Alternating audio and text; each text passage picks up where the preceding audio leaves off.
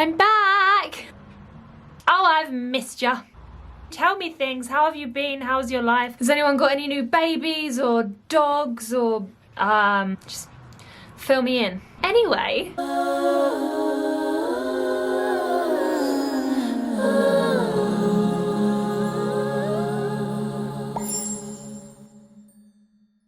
Hello gorgeous, I'm the Fairy Voice Mother and today I'm going to be reacting to our golden boy, the man himself, Dimash. I would say his last name, but there is only one. This song is apparently an original of his and it is also quite recent as well, and I think all of the Dimash songs that I've heard up until this point have been fairly classic 1.0 vintage Dimash. And you're always telling me about how I've seen nothing yet every single time I've watched him, and he can do so much more and his voice has developed even more. So, I mean, hopefully we're going to see it today. Why am I still talking? Oh, goodness me, I'm so excited. Do your worst, Dimash. I'm so ready for you today. You have no idea.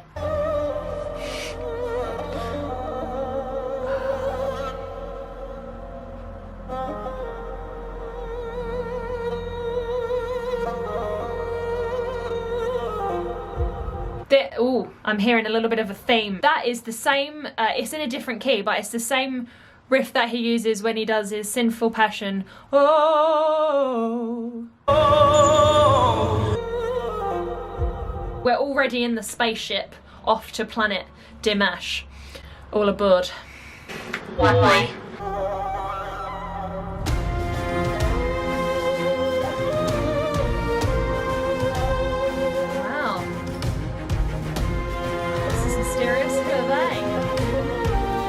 Very serious.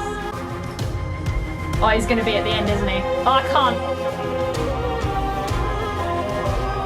Ah, there he is! Oh, he's in a robe as well. There we go. You crown far as I can see. You crown underneath my feet. Stranger in a stranger's land. You chance to know who I am if I have the strength to begin again.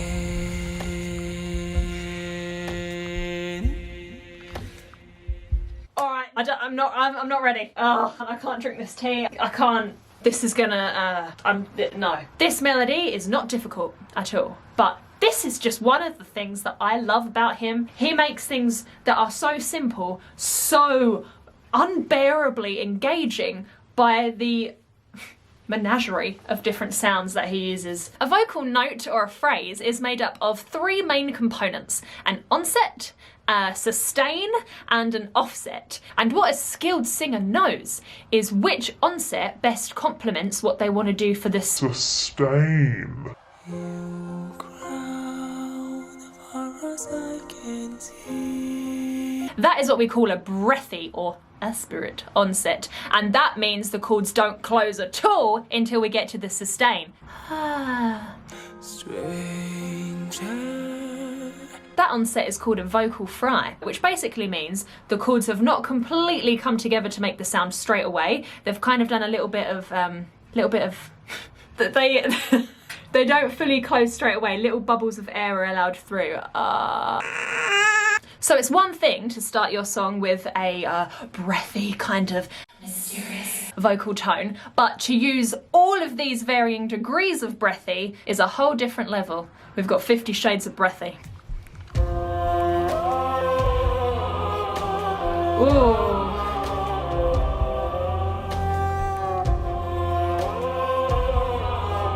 Oh, I love the harmony. Somewhere in my heart in ancient times I wonder. Okay! Oh! I have find them on this fields. No! Since when? Since when can he sing hitting bass notes. That's no. Let's have that again. Woo, this is going to be a long video. I can feel it from the bottom of my larynx. I'm wearing my heart in ancient times, I wonder. He's elongated the vocal tract and dropped that larynx. He's also keeping his vocal cords very... Alright, I'll stop talking about that. He's also kept his vocal cords very slack down there as well. This part... Times 1. You hear the little crackles on the 1. So it isn't closed, it isn't like... Wonder. What he's actually doing there is a baby death growl.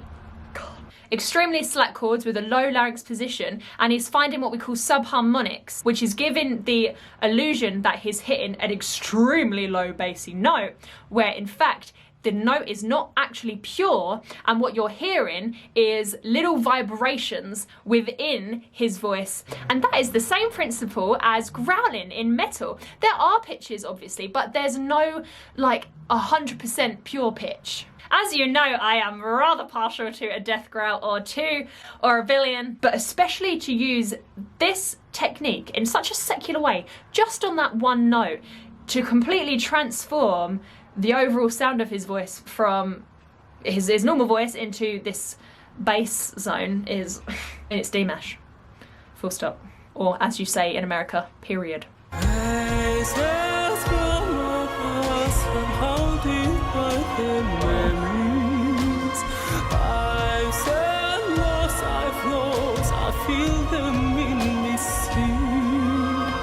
What a beautiful marriage of voice and body.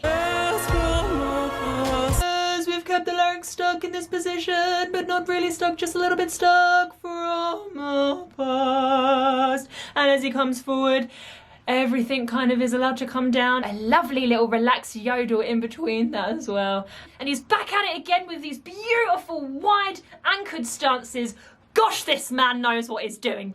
Wow, sis, that is one lifted soft palate. Goodness, you must be on the top harmony. This face generally indicates your soft palate, which is a little squishy bit back here, which is the thing that lifts up when you yawn. You'll notice all the space you've got.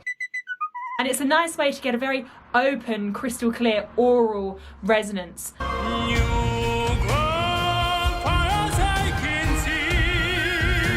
The vowel he's chosen for the word C doesn't look like an E at all. It looks like a It doesn't sound like that, does it? It still sounds like E. But how? Well, it's in the tongue. With this face, you can actually do any vowel you want. You just have to be able to control and manipulate the tongue.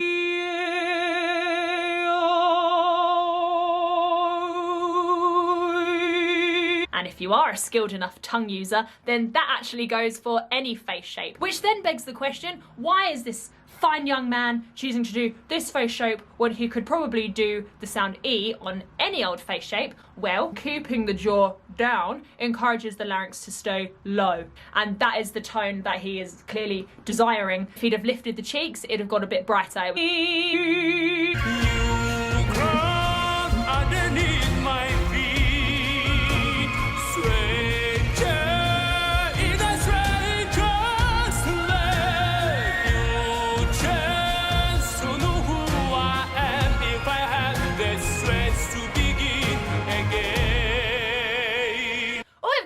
Distortion going on there now. Bloody hell, Dimash, you're a bit metal these days, aren't you?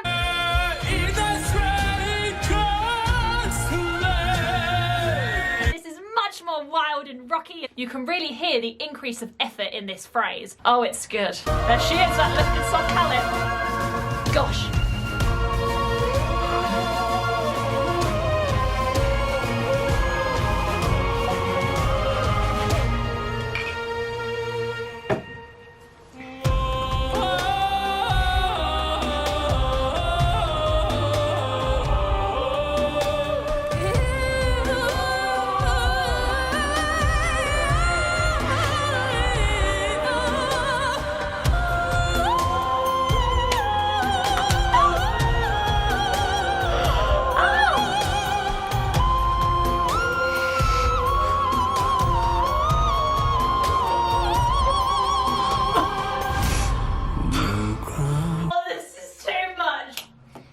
I'd be able to cope with this by now.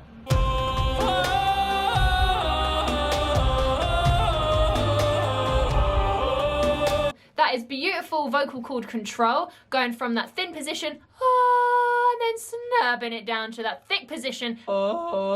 Give this a go and feel how your larynx drops down when you go for that thicker vocal cord position. Fascinating. But then he does this thing. 3 hays with quite large intervals between them. But the second one,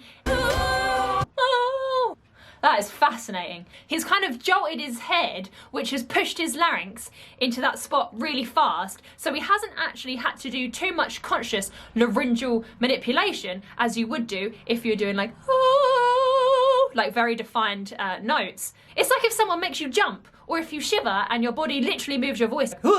Or if you go over like a really bumpy road in the car and the physical movements of your body kind of... That's what I think's happening there. Have I heard something exactly like this before? No. And it makes for a glorious transition into this like harmonic minor riff thing. The craftsmanship of this melody is insane.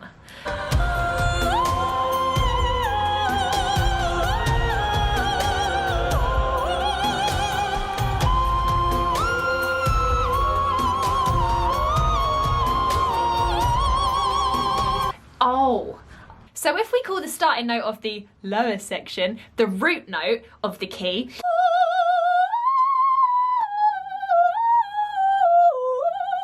and then the starting note of the next section starts on the 5th above that, we call that note the dominant note in the key. And if you've not heard that term before, it's basically to do with the key of the song. So we all know that songs are in a key, sometimes the key changes, but at any given time, unless it's atonal, which is a whole other thing, it's in some kind of key. And within that key, there are 7 different notes, and each one of them has a very specific function. If you jump from 1 to 4, it makes you feel one type of way, and if you jump from 1 to 7, it makes you feel this type of way. Now, number 5 in any given key always sounds really strong for a number of very awesome, nerdy, harmonic reasons, but all you really need to know is that it is the second most strongest note really in the key apart from the root. So where I'm basically going with all that is he chose to start the next installment of the melody on that dominant 5th note. So we feel like we've come home and we're stable, even though we're all the way up there. We still feel stable, even in the sky. Which makes sense, I suppose, him being an alien and all, he is at home in the sky. So far, we have had the note F clean, using actual chord closure in not 1, not 2, not 3, not 4, but 5 octaves. Genius melodic composition, perfectly suited to his voice. And it's a good job really, isn't it? There aren't any songs I can think of, but the actual melody goes, between 5 different octaves. At this level, you have to write your own songs because, he's going where no man has gone before. New crown far as I can see. New crown underneath my feet. Oh, lovely.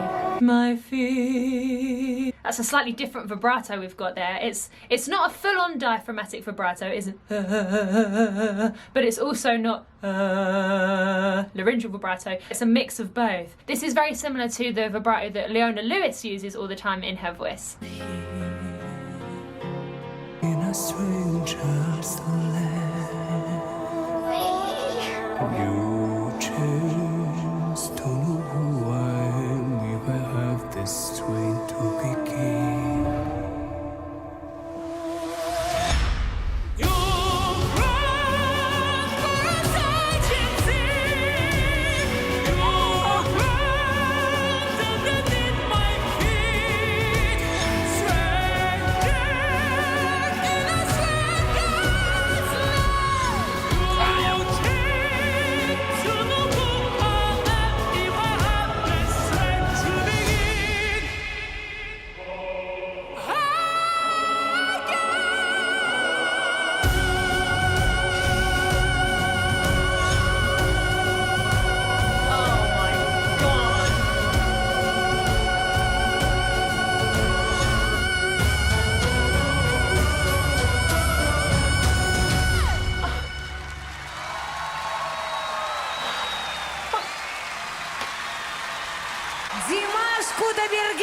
Yes.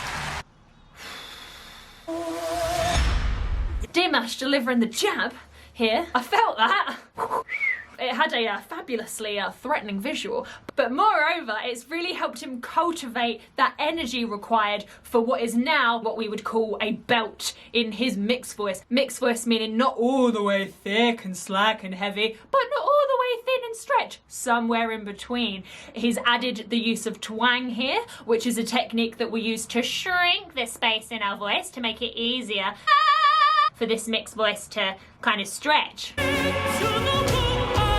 So remember, we spoke about onsets at the beginning. We've had a vocal fry onset, a breathy onset, and now we're having what we call glottal onsets. I am. We're essentially pushing the sound through a constricted glottis. You might have also heard this term simply called staccato, which is a musical term to describe a sound being like punchy.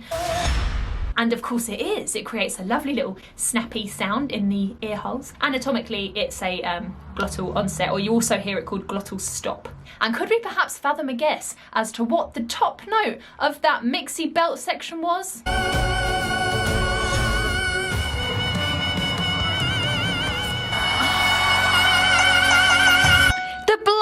F sharp! He is always whipping out that F sharp. It never gets old. I mean, what more can we say that hasn't already been said about Dimash's F sharp? At this point, I feel like I could write a piece of prose about Dimash's F sharp mixed belt. I could write a poem. When you mix that F sharp, it tears my soul apart.